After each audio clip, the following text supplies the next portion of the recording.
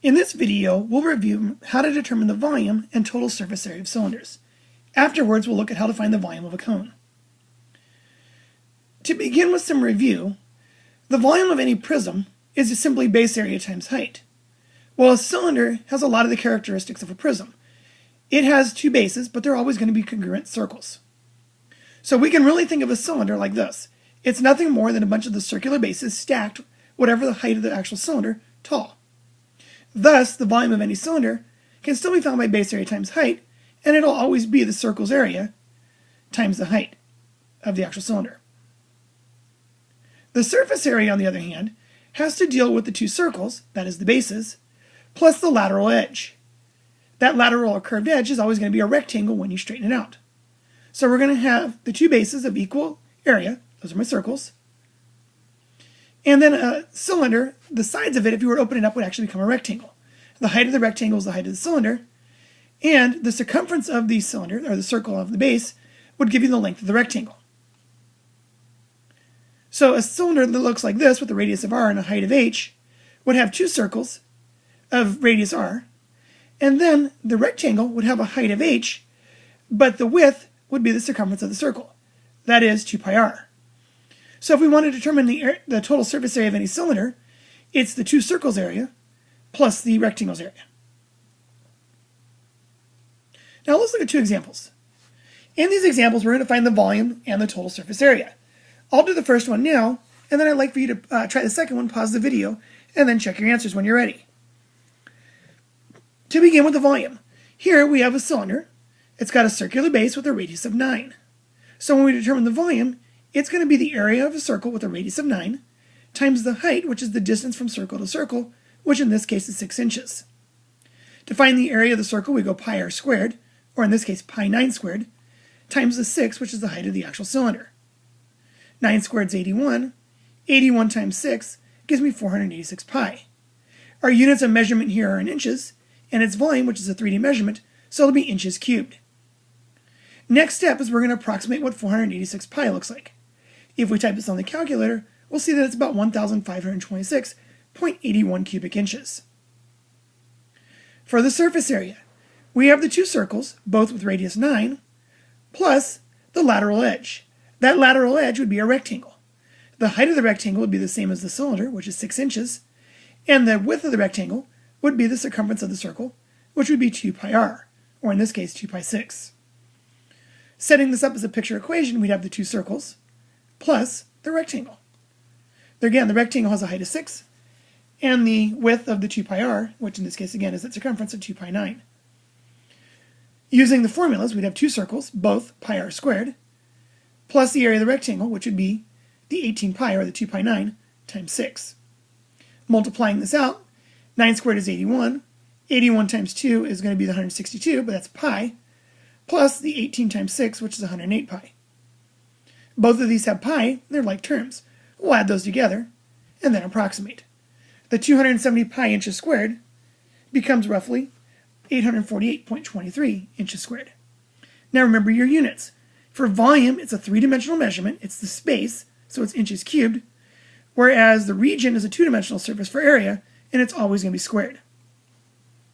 So go ahead and try the second example, pause the video, work it out, and then when you're ready, resume it. Now be careful, there's something a little bit different about the base in the shape. Alright, go ahead and try it. Alright, hopefully you've had a chance to work this one. In this problem, we're given the diameter of the circle. So if the diameter is 8 feet, that means the radius would be half of that. So the radius would only be 4 feet. So setting this one up, the volume is the area of a circle with radius 4 times the height, which is the distance between the circles, which is 10 feet. Substituting into the equation pi r squared times h, we get the volume is 4 squared pi times 10. 4 squared is 16, times 10 would be 160, and then times pi. The volume of this figure is going to be 160 pi cubic feet. Or, approximating, it's about 502.65 cubic feet. For the surface area is going to be the sum of the two circles area plus the rectangle. Both of the circles have a radius of 4, and the rectangle is going to have a height of 10, but the width is going to be that circumference, which is either 2 pi r or, better yet, just pi d. in this case 8 pi. Substituting into their area formulas, we get 2 of the pi 4 squareds plus 8 pi times 10. Simplifying this out, 4 squared is 16 times 2 is 32, so the two circles would be 32 pi, and the rectangle would be 80 pi. Adding together, we see that the exact answer would be 112 pi feet squared, and the approximation to that would be about 351 and 86/100ths feet squared. Alright, hopefully this helps you understand the cylinders. Now, let's turn our attention to the cone. The definition of a cone is a solid bounded by one circular base and a curved surface tapering to one vertex. In this case, the circle is our base and the vertex is at the top. The height of this cone is that dashed segment.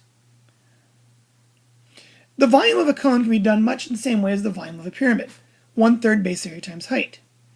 Except, just like the cylinders, the base area for this will always be a circle.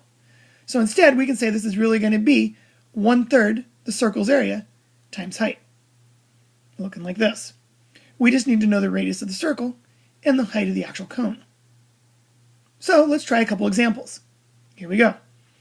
In the first example, we have a circle with a radius of 6 units and a height of 8 units. We're going to find the volume. The volume would be 1/3, because it's a cone, times the base area times height. Or in this case, 1/3 of a circle of radius 6 area times a height of 8 units.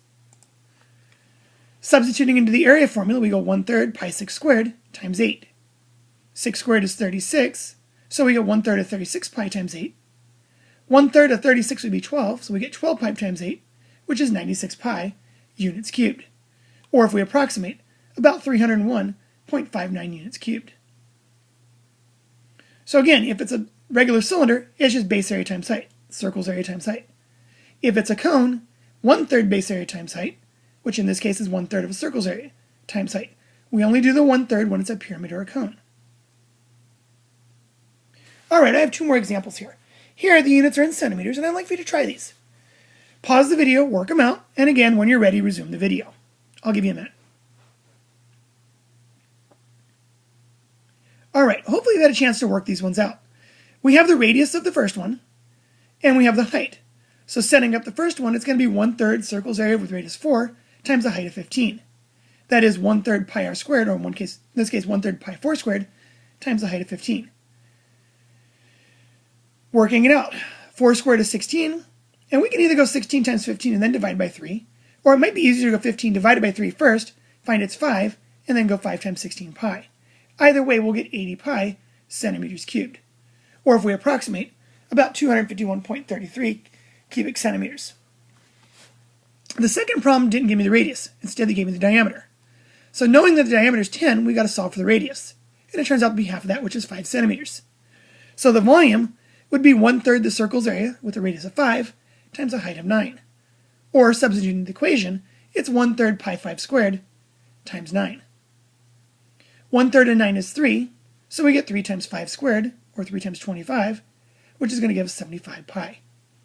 The units in this case would be centimeters cubed, and if we approximate, it's about 235.62 centimeters cubed. Hopefully these videos have helped you how to understand how to work with the cylinders and the cones. Thank you for watching.